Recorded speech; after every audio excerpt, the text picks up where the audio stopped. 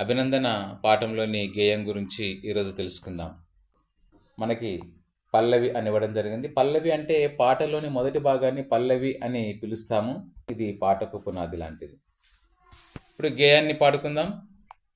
వందనాలు వందనాలు అభినందన చందనాలివే, మా అభినందన చందనాలివే.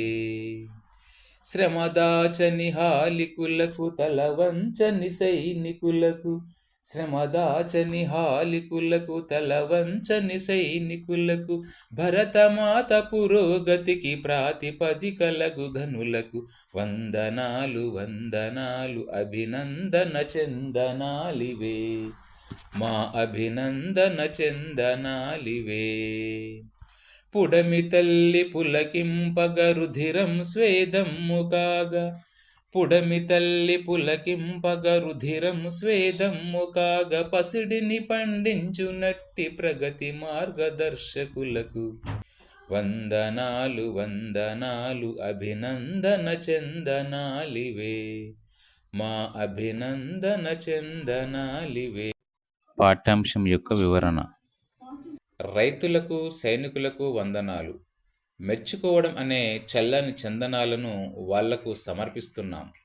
కష్టాన్ని దాచుకొని రైతులకు, ఎవరికీ తలవంచని సైనికులకు, దేశాభివృద్ధికి మూలాలైన ఈ గొప్పవారికి వందనాలు, అభినందనలు. నేలతల్లి సంతోషపడేటట్టుగా నెత్తురు చెమటగా మారుతుండగా బంగారాన్ని పండిస్తూ అభివృద్ధికి బాటలు చూపే రైతులకు వందనాలు.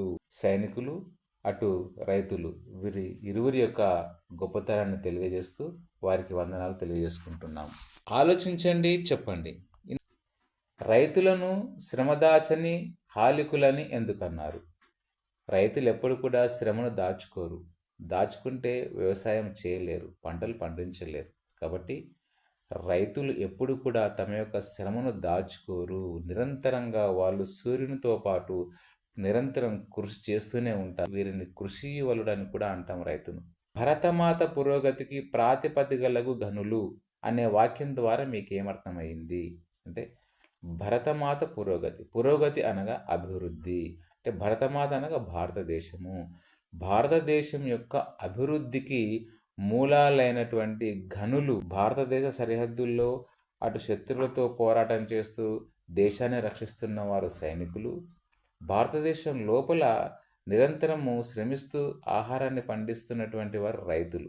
వీరిద్దరూ భారతదేశానికి వెన్నెముక లాంటి వారు, అభివృద్ధికి మూల స్తంభాలు లాంటి వాళ్ళు. కాబట్టి భరతమాత పురోగతికి ప్రాతిపదికలకు ఘనులు అని చెప్పడం జరిగింది. రుధిరము స్వేదమ్ము కాగా పసరుని పండించున్నట్టు అంటే మీకు ఏమర్థమైంది అంటే, రైతులు ఎండనక వాననక చల్లనక వాళ్ళు పనిచేస్తుంటారు. కాబట్టి ఆ కష్టంలో శరీరం వేడెక్కి ఆ శరీరాన్ని చల్లబరచడం కోసము ఆ శరీరంలో ఉన్నటువంటి నీరు బయటికి వచ్చి శరీరాన్ని చల్లబరుస్తుంది. ఆ నీటిని మనం ఇక్కడ చెమట అంటాము, స్వేదము అంటాము. రుధిరం అనగా రక్తం. అంటే రైతులు అంతలా కష్టపడుతున్నారు కాబట్టి రక్తాన్ని చెమటలాగా మార్చి బంగారం లాంటి పంటలను పండిస్తున్నారు అని విద్యార్థులు అర్థం చేసుకుంటారు.